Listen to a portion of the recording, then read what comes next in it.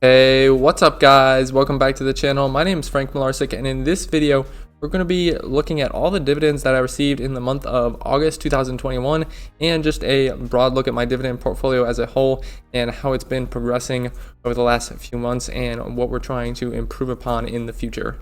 So first of all, we always like to look at the portfolio before we make the update for the past month. So looking here, we can see the current portfolio value is $1,668 before we do any buys or add any cash that we may have gotten or receive any dividends. Our annual dividend income sitting around $38.69, and that comes out to a dividend yield of around 2.66%, which is not bad at all for a dividend portfolio as a whole. I do have one stock up here, Carnival, that does not pay a dividend. I'm really trying to get rid of it sometime soon just because I want to be done with it, but I need to wait a little bit longer, maybe a month or two towards the end of October, so that when I sell it, it's at that long-term capital gains rate, and hopefully at that time it'll have gone up a little bit more as well.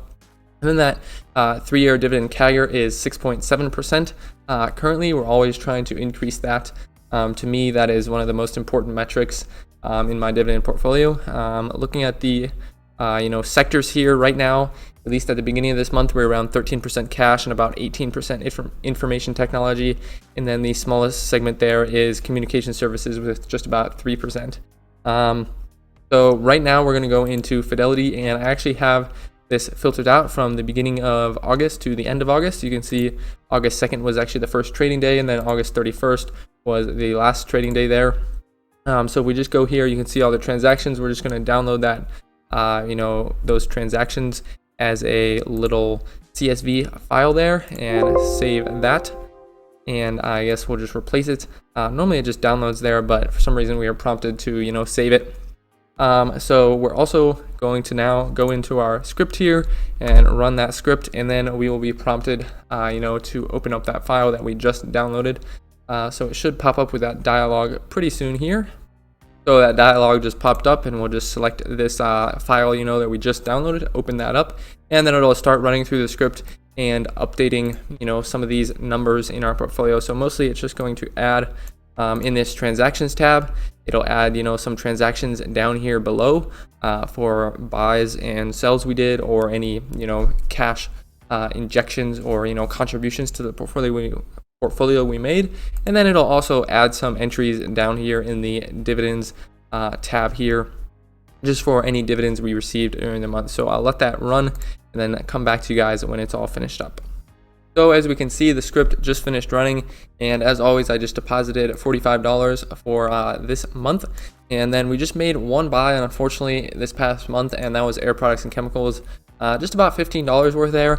I did make sort of a big buy just at the beginning of September, just last week. So I'm really excited to share that with you guys at the end of next month, but you'll have to wait for that video. I was pretty excited to make that purchase.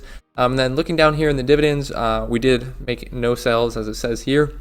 And then looking down in the dividends, we got around dividends from 6 companies, I believe. So around 34 cents from Caterpillar, 49 cents from Procter & Gamble, 11 cents from Apple, 14 cents from Carrier Global, 42 cents from Air Products and Chemicals, 55 cents from JP Morgan, and 95 cents from AT&T. And it looks like I cannot count because it looks like there are 7 companies there that paid us this month. And that brings our total amount in dividends for this month to an even $3, which is pretty cool to see. And we can look here in the spreadsheet. We see these 2 entries in the transactions that were added in, and then within the dividend payments as well, we got these transactions here with the dividends we received from those companies that we just went over. And then looking here, we're going to look at the dividends over time. So as you can see here, we got $3 in dividends for August.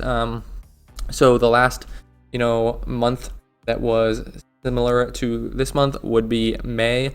That was $2.36. It is a little bit skewed, I guess, because of the JP Morgan dividend. Sometimes that falls on the first month of the quarter, and sometimes it falls on the second month of the quarter. So that does change it around sometimes, but overall, you can see we still have a nice steady uptrend, which is awesome. And then looking by quarter here, about $4.84 this quarter so far. Definitely we'll see how September can do. Hopefully we can pass that $9 from last quarter. And looking on the year so far, we've made about $22 in dividends this year, and that is super exciting because that means we've officially made more in dividends this year than we did last year. Only $20.12 last year. So we are steadily, climbing up there, and I'm hoping to get somewhere around $35 to $40 in dividends by the end of the year. We'll see where exactly that ends up. And then we'll go over to this last little tab here, which is just some metrics I keep track of over time. And we'll run this little script, that just capture them in time. So as you can see, our annual dividends are now $39.01, which is an increase of around only 0.84%, which is, fine because, and that makes sense, because we really only bought around $15 of one company. So that's fine. And then our dividend CAGR is around 6.68% right now, which is an increase of about 2%. I really want to get that up closer to 8%, and I really want to start focusing on buying companies that are going to increase the dividend a lot more than some of the companies I currently own, and maybe selling some of the companies I do own, or at least not adding to them for a while. Some of those companies that have lower dividend CAGRs. Because that's something I just need to continually evaluate over time with that portfolio. And I think this is, super long term for me, so I need to be focused more on the long term. And with dividend investing, I think it's better to focus on the CAGR if you really want to, be looking 20, 30 years out with your portfolio for dividends. And then looking here, you can see the total value now over $1,700, so $1,716. That annual income around $39, like we said. And looking over at the sectors, almost 15% cash now. A second to load here, which is certainly going to change this coming month, or it already has. You'll see that update, at the end of September. We certainly added to one of our positions, added to one of these sectors here, so we will have less cash, which is super exciting because it's nice to have cash.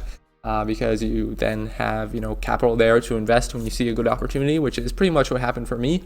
But at the same time, it's really not doing anything for you. So I'm happy with my cash position now because I did take advantage of that opportunity that I saw, and now I still have some in order to take advantage of another opportunity if that does arise. So I hope you guys did enjoy this video. Let me know how much you guys received in August in dividends. I would be super excited to see, and how much more of that was than maybe in May, because at the end of the day, that's what matters, is increasing steadily and slowly over time those dividends that you're receiving, and that's how you're really going to do well with that dividend portfolio.